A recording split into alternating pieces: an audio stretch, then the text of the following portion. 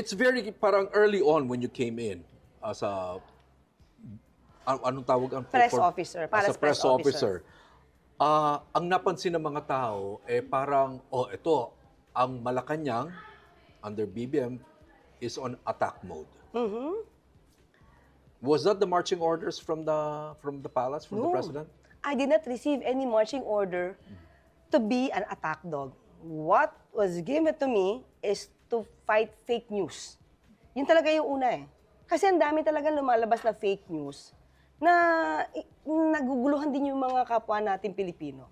Kasi sabi nga natin, pag ito lagi nasa utak ng mga kababayan natin na puro fake news, mas mahihirapan sila mag-decide.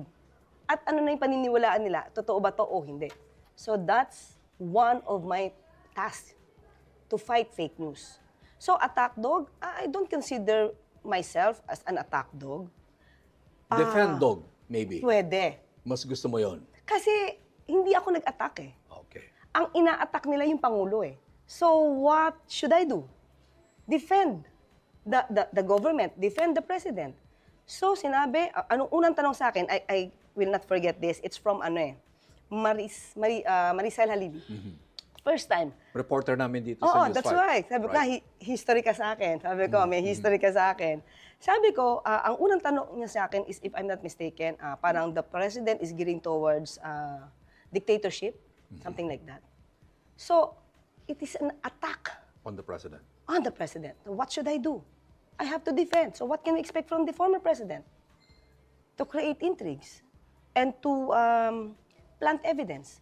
So, bakit ko nasabi yun? He admitted that. Hindi yun galing sa akin. Those were his words. So, di ba? You're just creating intrigues against the president. So, kaya siguro sinasabi lang, attack dog ako. I'm not. They were the ones attacking the president. You're there to defend. Yes, of course. That's my job. And was that the marching order? Or the marching order was It's phrased in the word fight fake news? Yes, fight fake news. So, but the very word fight, Yes. medyo aggressive yung word na fight. I have Lalaban. to. Oh, Lalaban. kasi every Filipino has the obligation to fight fake news. Hindi lang ako. Lahat tayo dapat, including the media, dapat pag alam nating fake news yan, i-call out na natin yan, that's fake. Ako yun. In your job as being the defender of the president, sabihin, defend dog nga, sabi mo kanina, no? In the course of that, marami kang nakakaaway. I'm Saan? sure, di ba? Marami kang nakakasagutan, nakakasparing, let's say. Saan? Sige nga. Kasagutan, let's say, si Harry Roque. Kasagutan online lang naman yun. Si VP Sara. Pero I'm sure may Talaga? ganun. Does it bother you na may mga ganun? O wala rin sa'yo yun? Wala sa akin kasi hindi sa akin nag-start eh. Sa kanila naman.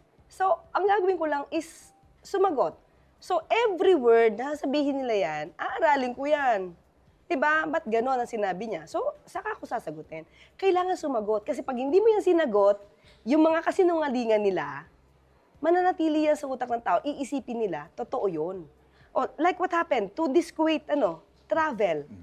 Kung hindi ko yan kinat agad, at sinabi kong that's fake, kasi in-splice nila yung video ko, so maisipin ng tao at na mga supporters niya, at gagamitin pang video to or sa kanilang mga TikTok na ako yung fake news, when in fact, in-splice nila yung video.